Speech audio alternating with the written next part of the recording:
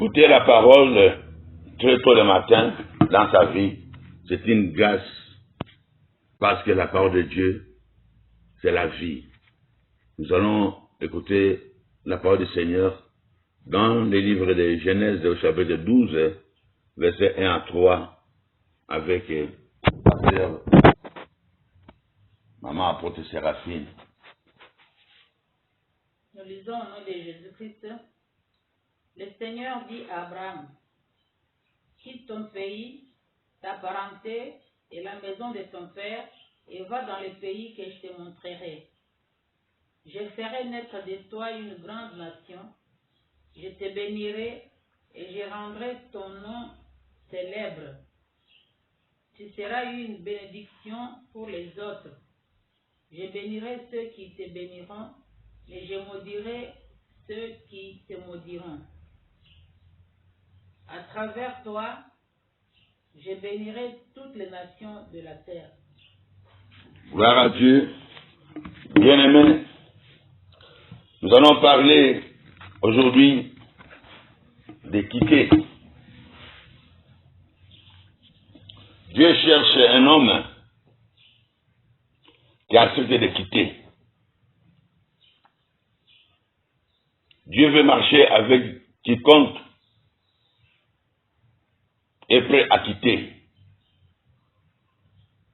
Dieu veut bénir un homme qui a dit au Seigneur et qui a choisi de quitter. C'est très important. Car lorsque nous allons dans la Bible, dans le Nouveau Testament, nous avons un exemple triste que Jésus-Christ nous a rencontré en disant, en parlant du jeune homme riche. Un jeune homme riche, il était plein aux as. Et il priait. C'était un grand religieux. Il connaissait la parole. Il était enseigné depuis son enfance. Et il était aussi riche. Mais lorsqu'il a rencontré Jésus-Christ, il croyait déjà avoir le ciel avec lui. Il croyait remplir les conditions célestes. Mais quelle n'a pas été sa surprise quand Jésus lui a dit, toi qui as accompli à merveille tous les commandements qui sont dans le livre de Moïse, tu as bien fait, mais ce n'est pas encore tout. Il te reste encore une chose. Va, vends tout ce qui te possède, distribue-les aux pauvres, et puis viens et suis-moi. Et qu'il n'a pas été l'étonnement de ce jeune homme. Il dit, ah bon? Donc je dois quitter ma richesse. Je dois abandonner mes biens terrestres. Je dois quitter ce qui fait de moi quelqu'un dans ce monde. Ce qui fait de moi un homme puissant. Quitter tout cela et te suivre. Oh, mais ça c'est nouveau ça. Qui es-tu toi? Moi je croyais que tu étais là pour confirmer ma religion, ma religiosité, voilà. Tu étais là pour me donner des points. Bien-aimé dans le Seigneur, tout triste, ce jeune homme a tourné le dos à Jésus-Christ. Parce qu'il avait beaucoup de biens.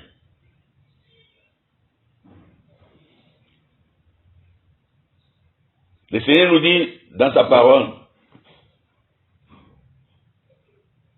dans Matthieu 22, verset 37, tu aimeras ton Dieu de tout ton cœur.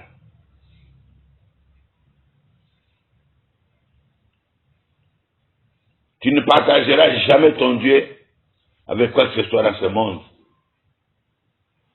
Car tout ce qui prend la place de ton Dieu dans ton cœur fait de toi un idolâtre.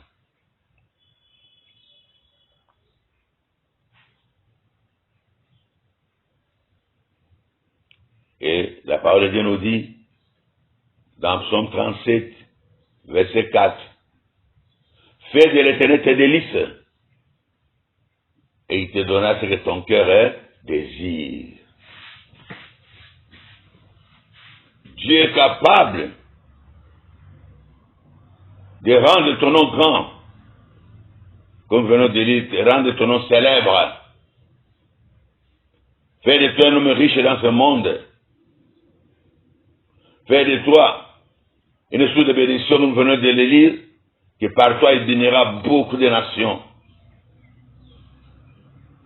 Oui, Dieu nous a donné des étoiles qui doivent briller dans ce monde. Et quand ces étoiles brillent, c'est pour bénir, bien-aimés dans le Seigneur, notre entourage, par rapport à la grandeur de ton étoile.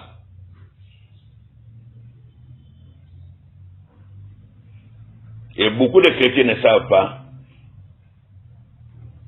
que nous avons acquis depuis le ciel de grandes bénédictions. Et ces grandes bénédictions sont récupérées par l'ennemi. Lorsque nous sommes dans le ventre de nos mères, et nous naissons comme des pauvres, des malheureux. Lorsque nous sortons du ventre de nos mères, nous ressemblons malheureusement à la famille qui nous a vu naître.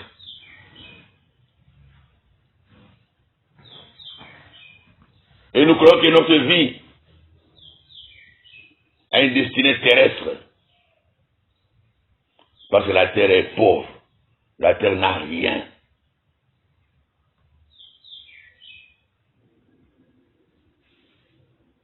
Et lorsque nous sommes terrestres, nous sommes esclaves du prince de ce monde des ténèbres.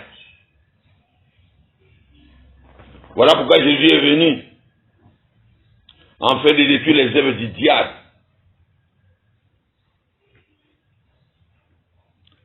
En fait de vaincre celui qui domine ici la terre et faire de nous les enfants de Dieu.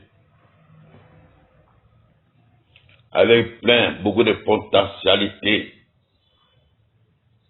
Voilà pourquoi il dit même, je vous donne le pouvoir. J'ai toujours aimé ce verset. Luc 10, 19. De marcher sur les serpents, sur les scorpions et sur toute la puissance de l'ennemi. Comment ton nom peut être grand, célèbre, si tu n'es pas un homme puissant? Oh, bien-aimé dans le Seigneur, beaucoup refusent de le quitter parce qu'ils ont été mal instruits, ou ils ont été mal conseillés, ou carrément, ils sont encore des ignorants. Abraham a perdu beaucoup de temps. Et je m'adresse à toi qui m'écoutes, qui as perdu beaucoup de temps comme Abraham. Dieu était patient avec Abraham. Dieu a parlé à Abraham de son jeune âge en Mésopotamie, ou bien Ur.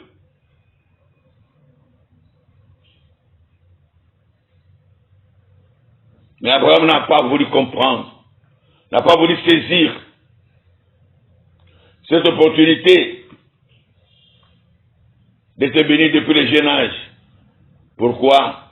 Parce qu'il était encore attaché, à son père, c'est-à-dire à sa famille, 2, à ses habitudes,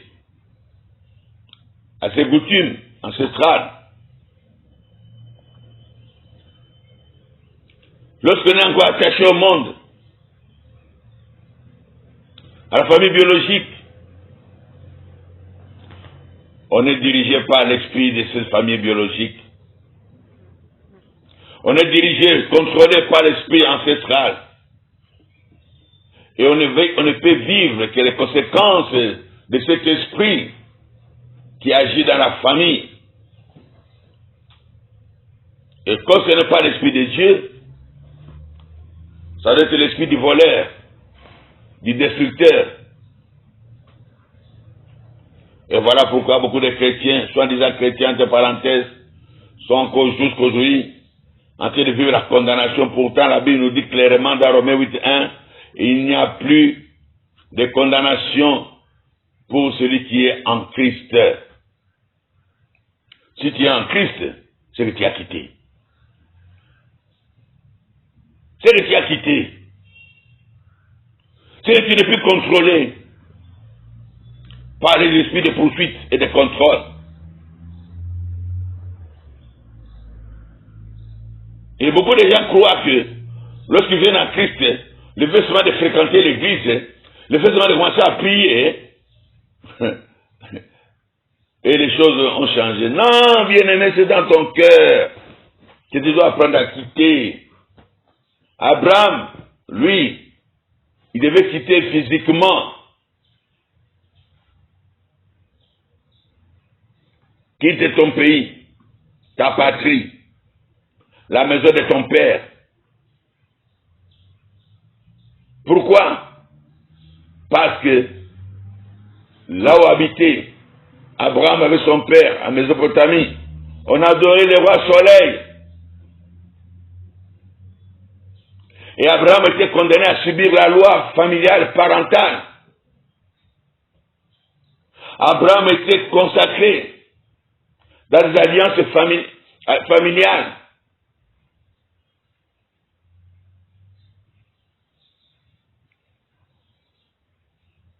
Abraham était condamné à ressembler à l'esprit de sa famille.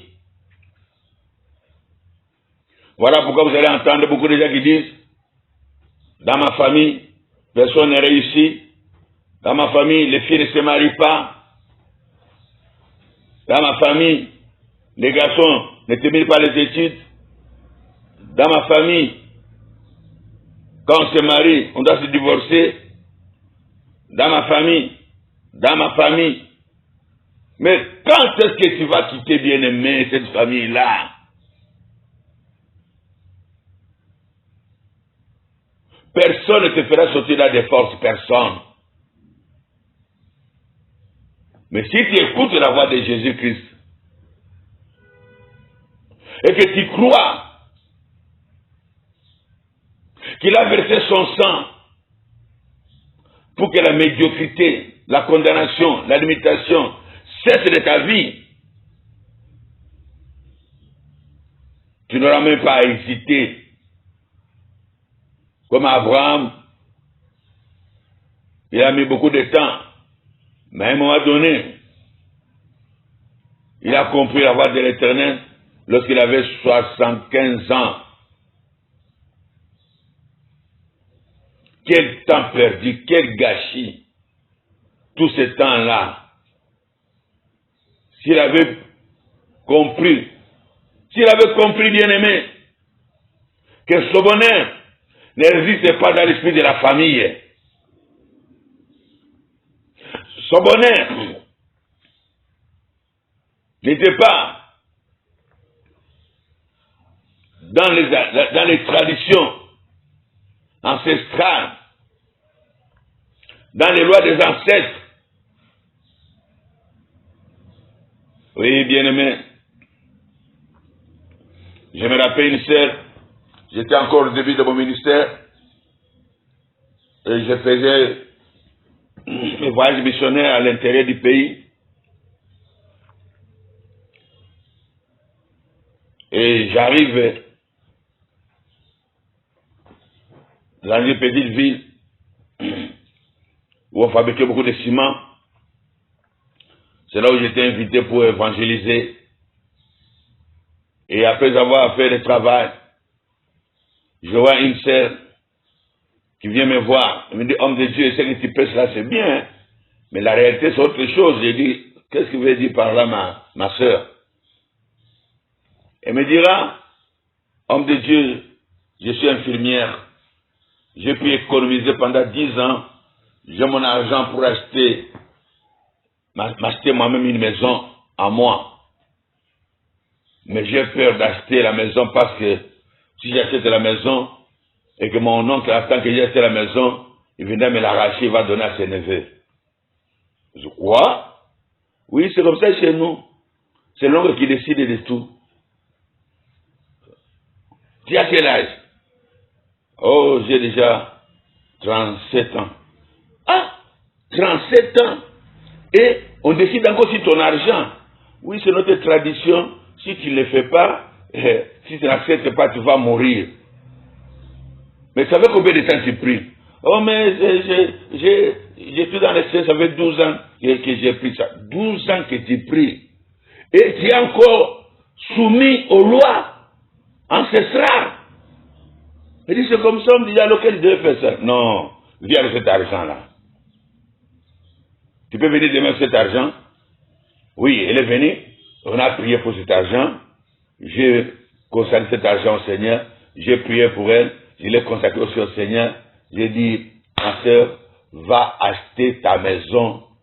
Et quand on viendra te donner des ordres pour déguerpir ta propre maison, tu diras, cette maison m'appartient parce que je l'ai eu à la sueur de mon front et que Jésus-Christ est ma protection. Personne ne peut rien contre ce qui m'appartient. Ce qui m'appartient appartient à mon Dieu. Et moi, mon Dieu, moi j'appartiens au Seigneur Jésus-Christ. Tu comprends? Oui, homme de Dieu. Tu vas le faire? Oui, je vais le faire parce que je crois à la parole que je viens d'entendre. Et ce que j'ai vu pendant le travail que tu as fait, j'ai vu vraiment que tu es un homme de Dieu. Et c'est ainsi que la sœur est allée acheter sa maison.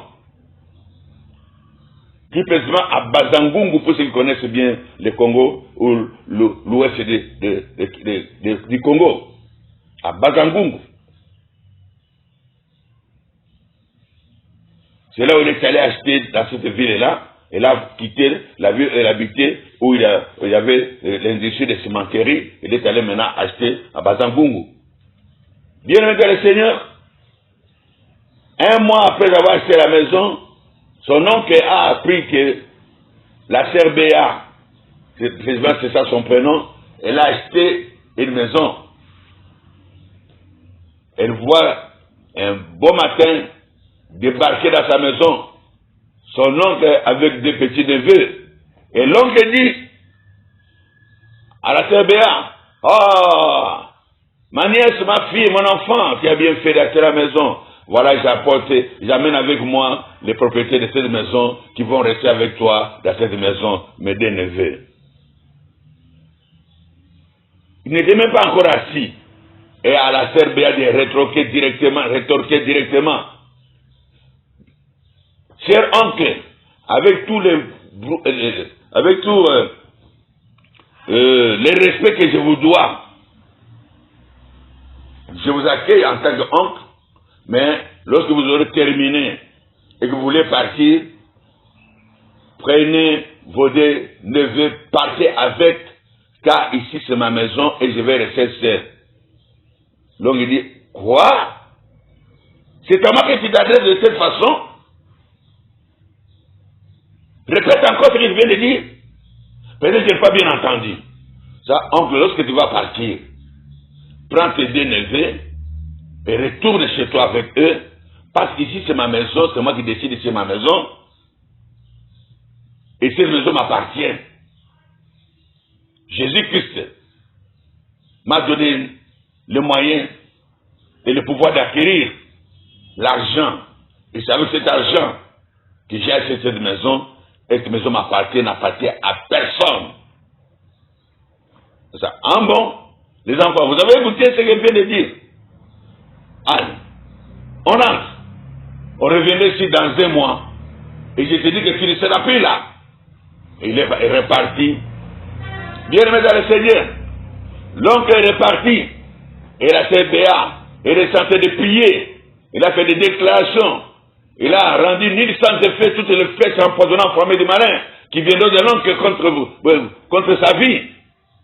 Et s'est couvert du sang de l'agneau. Il a couvert toute la maison du sang de l'agneau.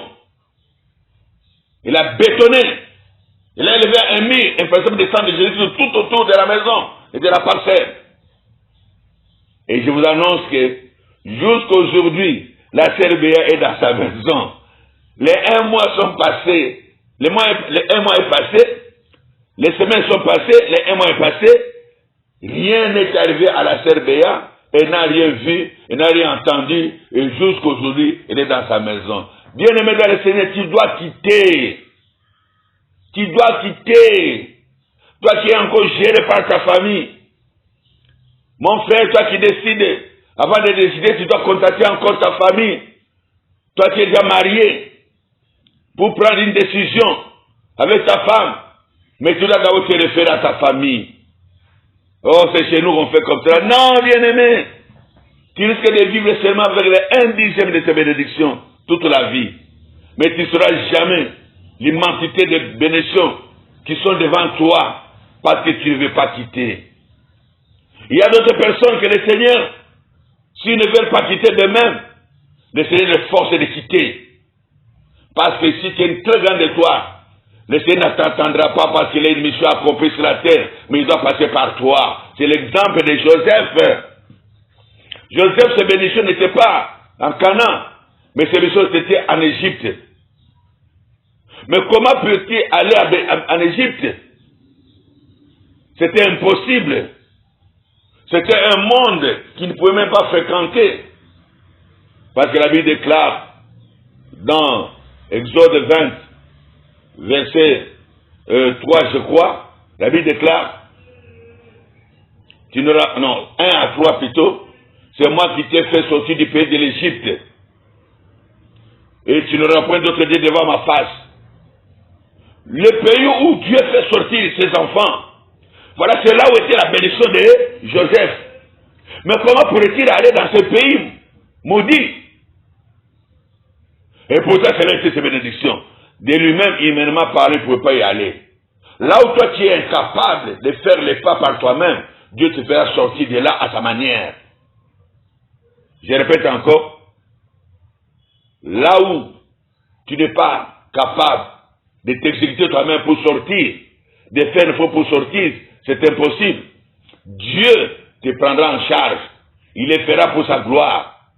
Et il le fera à sa manière. Voilà pourquoi Joseph a beaucoup pleuré. Ne reprenant pas ce qu'il était arrivé. Il était rejeté par sa famille, vendu comme esclave. Pourquoi, bien-aimé? Parce que à Canaan, il n'y avait pas d'université pour étudier l'économie ni la comptabilité. Parce que pour régner en Égypte, par rapport à sa bénédiction, il devait connaître l'économie, il devait connaître la comptabilité. Et il devait savoir, il devait avoir la connaissance de l'Égypte. C'est pour ça que Dieu l'a déporté en Égypte en tant qu'esclave.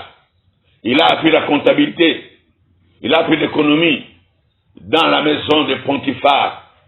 Il a appris à connaître l'Égypte dans la maison de Potiphar. Et quand il a réuni tout ce qu'il fallait, il a eu son doctorat en économie. Alléluia. Et on l'a envoyé maintenant en prison. Là où était le chemin où il devait rencontrer son ascension, son élévation. Dieu a des façons d'agir, bien-aimé, que tu ne peux pas comprendre. Faire de l'éternel tes délices, c'est bien-aimé. Tu laisses que ton cœur désire. Mets ta confiance en lui. Il agira. Oh, bien-aimé. Ne regarde pas à gauche, à droite. Quitte seulement. Si tu peux quitter par toi-même, ce sera une bonne chose. Parce que tu as le choix de quitter ou de ne pas quitter. Mais moi, je te conseille, comme nous avons lu dernièrement dans Deutéronome 30, verset 19, Dieu te conseille de choisir, de quitter la pauvreté, de choisir la bénédiction. Et c'est cela à quoi Dieu nous appelle. Lis bien la parole, la Bible, lis la parole de Dieu, et tu pourras quitter avec réussite et succès. quand tu t'attaches à la parole de Dieu, tu verras clairement là où tu dois mettre tes pieds. Tu verras clairement que les choses anciennes, ce sont des choses qui t'ont mis dans la pauvreté, dans la médiocrité, dans la boue. Comme l'enfant prodigue, il était dans la boue, il vivait avec des cochons. Pas une année, plusieurs années, bien-aimés. Plusieurs années. Mais un jour, il s'est dit, non, je dois quitter ces lieux. Alléluia. Oh, bien-aimé, toi qui vis dans l'impudicité, toi qui vis dans le margournage, toi qui vis dans l'escroquerie, toi qui vis dans la duplicité, toi qui vis dans la fourberie, toi qui vis encore dans les fétiches, toi qui dépends encore de ta famille, pour ton lendemain, que Dieu te fasse grâce. Que ce message t'aide à voir le monde tel qu'il est, sans beauté. Un monde qui est laid, la laideur. Un monde qui n'a rien de bon. Jésus-Christ, c'est le plus beau parmi les 10 000. Jésus-Christ t'amène la lumière, la gloire céleste. C'est très important, bien-aimé, lorsqu'on accepte de quitter.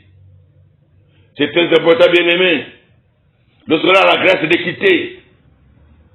C'est à ce moment-là que tu comprendras que le monde n'est pas ce que tu crois. Le monde était un frein pour ton avenir. Mais Jésus-Christ a vécu le monde, bien-aimé dans le Seigneur. Quitte. C'est par toi. De l'ancienne vie. Jésus te présente une nouvelle vie. Une vie de paix, de joie, de victoire. Ne quitte pas par toi-même. Tu dois connaître la parole de Dieu. Abraham n'a pas quitté de lui-même. Il a écouté la parole de Dieu. Et il a quitté, bien-aimé dans le Seigneur. Et la Bible nous dit, il est devenu le père de la foi. Lui qui était frappé de la malédiction. Il était stérile. Alléluia. Il était pauvre. Alléluia. Il était sans force. Alléluia. Il est devenu maintenant le père de la foi. Il est devenu le père de la foi, bien-aimé dans le Seigneur. Jésus a dit, si tu crois, tu verras la gloire de Dieu. On ne peut voir la gloire de Dieu qu'en Jésus-Christ. Et je crois, bien-aimé dans le Seigneur, tu dois commencer à prier là où tu es. En déclarant tout haut, au nom de Jésus-Christ, je quitte l'impudicité, je quitte la coutume, je quitte la tradition, je quitte les mauvais amis, j'abandonne tout ce que je faisais. Toi, tu connais ta vie. Commence à énumérer. Commence à énumérer, bien-aimé dans le Seigneur, la vie ancienne, et tu verras la gloire du Seigneur. Parce que si tu le fais au nom de Jésus-Christ, c'est Jésus-Christ qui va te prendre en charge. Ne crains pas pour ton avenir, parce que Jésus-Christ est ton avenir. Il a dit, quiconque croit en moi ne périsse point, mais qu'il ait la vie éternelle. Je suis le chemin, la vérité et la vie. Ni n'avait mon Père sans passer par moi. Il y a le Père céleste qui t'attend avec toutes ces bénédictions intactes.